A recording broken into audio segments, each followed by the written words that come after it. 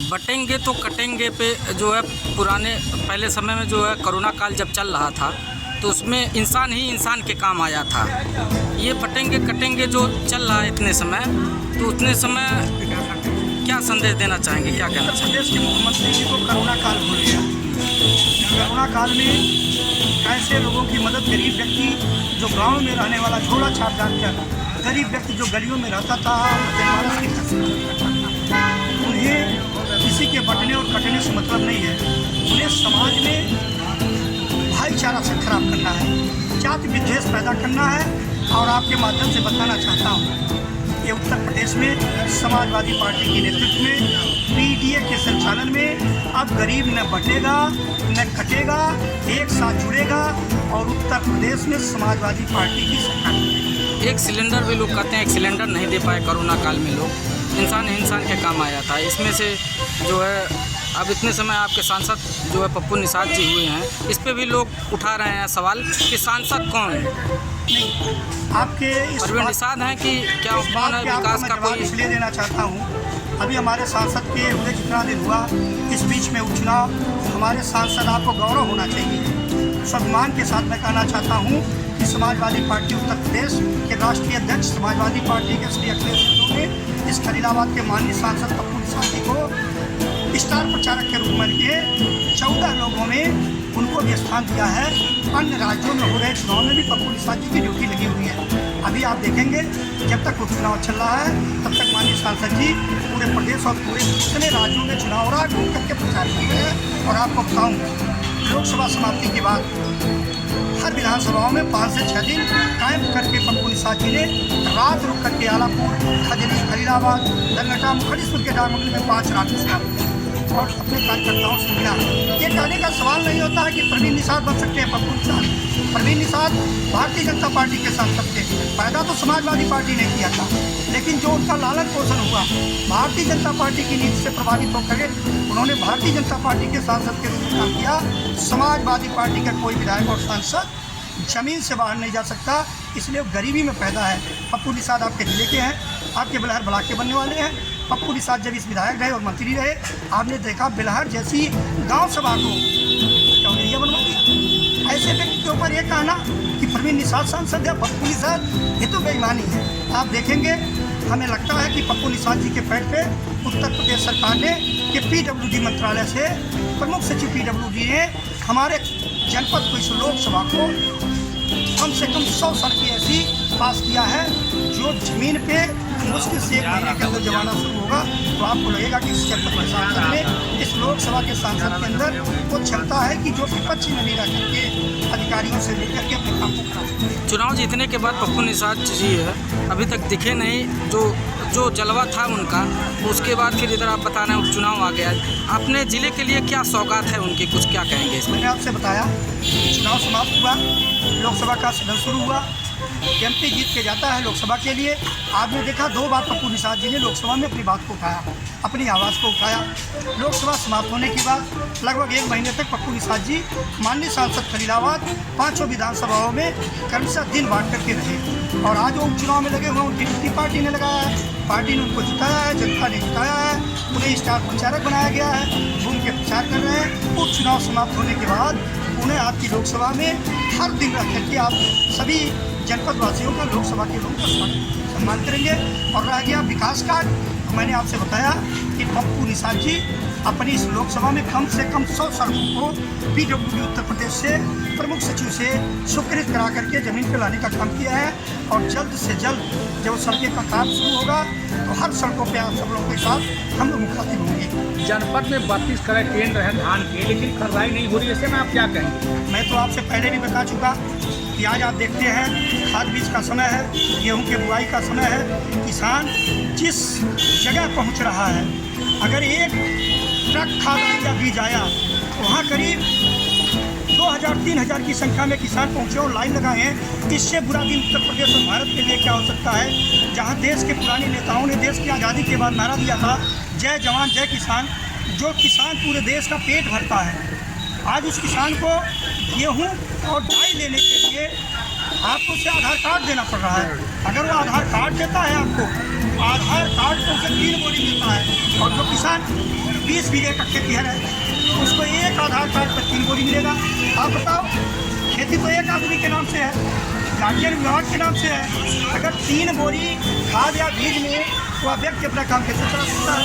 ये किसानों के साथ बहुत बड़ा खाद की जो समस्या हो रही है, इसके लिए आप क्या मुद्दा उठाएं? समाजवादी पार्टी का प्रतिनिधिमंडल माननीय जिलाध्यक्ष के नेतृत्व में अभी जिलाधिकारी महोदय से विगत दिनों मिलकर के ज्ञापन दिया है कि सभी खाद बीज क्रय केंद्रों पर बीज की व्यवस्था की जाए, खाद की व्यवस्था की जाए। अगर ऐसा नहीं किया जा रहा है तो समाजवादी पार्टी के लोग सीएम कार्यालय पर धरना देंगे और पूरे जनपद में इसके लिए बृहद आंदोलन करेंगे। इसलिए किसानों का समय है, 10 से 15 दिन के अंदर सारी बुआई खत्म हो जाएगी और किसानों के पास मुझे लगता है कि अभी 30% किसानों को खाद और बीज उपलब्ध नहीं है। और इसका जीता जागता प्रमाण है, आप किसी क्रय केंद्र पर चले जाइए, वहाँ कम से कम आपको 400 से 500 महिला पुरुष किसान दिखाई देंगे। ये कौन सी बात है? लोक सरकार अपने को ये बताती है कि उससे योग सरकारें नहीं है और समाजवादी पार्टी को वोट देना महापाप है। वो सरकार को इतना नहीं मालूम है कि वो किसानों को बीज नहीं दे सकती है, खाद नहीं दे सकती है। डीजल की महंगाई आप देख रहे हो, अगर इस समय की डीजल की महंगाई पर किसानों की लागत कितनी बढ़ जा रही है, किसान को सभी तरह से ठगा जा रहा है। और आज के समय में जब वो ब्लॉक से बाजारों से बीज और खाद खरीद रहा है, उसको 30 से 35-40% काला बाजारी का सामना करना पड़ रहा है। जो बीज से 500, 700, 800 में मिलनी चाहिए, 2025 में मिल रही है। ये किसानों के साथ अत्याचार है, अन्याय है। अगर नहीं है, अगर इसे आप लोग न्याय मानते हैं या भारतीय जनता पार्टी की सरकार न्याय मानती है कि आने वाले समय में जहाँ जहाँ चुनाव हो रहा है, एक किसान अपनी बात बताएगा कि अगर आप जाइए और खाद बीज नहीं ले सकते हो तो आप उत्तर प्रदेश में रहने का कोई विकास नहीं। बड़े बड़े न्यायालयों से रिटायर हो रहे हैं जज पद से, लोग भाजपा में जगह ढूंढ रहे हैं। ऐसे में आप उन लोगों को लगता है जिस समय वो अपने अपने पदों पे बैठे थे, कहीं न कहीं अब न्यायालय की व्यवस्था को देख लीजिए। हरियाणा के राज्य में चुनाव होता है और कांग्रेस पार्टी ऐसे बहुत सारे प्रमाण लेकर के हाई कोर्ट में दाखिल करती है और ऐसे जस्टिस के पास जिससे लोगों की विश्वास और उम्मीद होती है और वो बताता है कि इतने प्रूफ हैं आपके पास कि 20 सीटों को ज़बरदस्ती हराया गया है। और हाई कोर्ट के माननीय जस्टिस कहते हैं कि आपके खिलाफ कार्रवाई कर देनी चाहिए। हम निर्वाचित सरकार को टक्कर जाते हैं और उस जस्टिस के घर जा कर के देश का प्रधानमंत्री चाय पीता है। इसका आपको क्या लगता है? ये धान क्रय केंद्रों के जो फर्जी सब गायब हैं, कोई दिख नहीं रहा है। जनता पहुंच रही है मौके पे, किसी का कोई रवैया नहीं, क्या कहेंगे? हम लोगों ने जिलाधिकारी महोदय को, माननीय जिलाध्यक्ष और जिले के वरिष्ठ नेता आदरणीय लोहित यादव के नेतृत्व में हम लोगों ने जिलाधिकारी महोदय को ज्ञापन दिया है कि अगर 1 सप्ताह के अंदर खाद बीज की व्यवस्था सुनिश्चित नहीं हो गई तो समाजवादी पार्टी जिलाधिकारी कार्यालय पर धरना प्रदर्शन करेगी और तब तक नहीं हटेगी जब तक इस जनपद में खाद बीज की समस्या 16 नवंबर तक धान कट जाता है पहले ही। अब गेहूं की बुआई हो जाना निश्चित होती है, लेकिन आज बड़ी समस्या है किसानों के पास। हम आपसे बताना चाहते हैं, धान की बीज 16 नवंबर को आप छोड़ दीजिए, धान की कटाई 80% खेतों में हो चुकी है। ऐसे ही जगहों पे धान की कटाई नहीं हो पाई है जहाँ खेतों में बाद में बरसात होने के कारण कुछ पानी और नमी लगी हुई है। 80% किसान गेहूं की बुआई के लिए सरसों तो बो चुके, लाही तो बो चुके, बिना खाद बीज के, बिना खाद और यूरिया डाई के वो अपने खेतों में लाही का बीज डाल चुके और गेहूं के लिए सशंकित पड़े हैं कि बीज तो बीज है, खाद तो खाद है। खाद तो मिल ही नहीं रही है, बीज भी नहीं मिलने वाली है। अब तो उनके लिए 16 नवंबर नहीं, दीपावली के बाद आप किसान के बेटे हैं। दीपावली के होने के बाद हर गरीब किसान या कोई भी व्यक्ति जिसके पास 1 बीघा 2 बीघा 4 बीघा होता है, वो अपना खेती का कार्य करना चाहता है और लोग कर रहे हैं। लेकिन ये है कि अफसोसजनक बात है। 27 के सत्ताधीश पे क्या कहेंगे? 27 के सत्ताधीश देश को भी है। इस उत्तर प्रदेश की जनता ने उन्हें सत्ताधीश मान चुका है और वोट दे करके इस क्या मुद्दे होंगे चुनाव लड़ने के लिए यूपी में? मुद्दों की कहाँ कमी है? देखा आज बेटियों की हाल देखिए पूरे प्रदेश में। मैं एक आपको आश्चर्य की बात बताऊं, आप अपने जनपद जिला जेल में चले जाइए, जिला के जेल में चले जाइए और वहाँ के सक्षम अधिकारियों से पूछिए, 25% बलात्कार के रेप के केस के मुलजिम आपके जेलों में छुपे हैं। वो कहाँ से आए? मैं अपने जनपद संत कबीर नगर की बात कर रहा हूँ। 25% हत्या, रेप, बलात्कार, नाबालिग बलात्कार की दोषी जेलों में भरे हैं। ये हाल अगर पूरे प्रदेश में है। बेटियां जंतर मंतर दिल्ली पे पहलवान देश की बेटियां जो मेडल लाती हैं वहाँ रो रही हैं। देश की बेटियां, गांव की बेटियां, जनपद की बेटियों के रेप करने वाले जिला जेलों में बंद हैं। इसमें से आपको क्या लगता है? ये मुद्दों की कमी है। किसानों के साथ खाद बीज नहीं मिल रहा, इसकी कमी है। यही सब मुद्दे हैं। समाजवादी पार्टी जरूर से जुड़ी है।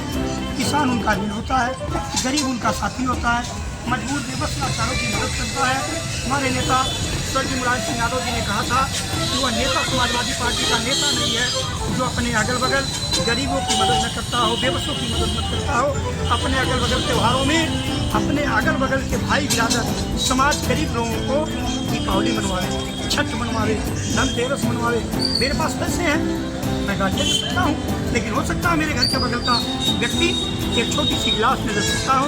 तो नेताजी का कहना था और आदरणीय अखिलेश यादव ने निर्देश दिया कि हर समाजवादी पार्टी के नेताओं की जिम्मेदारी होती है वह अपने अगल बगल सभी समाजवादी सहित जो आम जनमानस है उसकी जो समस्याएं प्रतिदिन की हैं उसके बारे में जरूर ध्यान रखें, उसका जरूर पूरा करने का प्रयास करें, अपनी समस्याओं को निवारण करते हुए अगल बगल के बहुत बहुत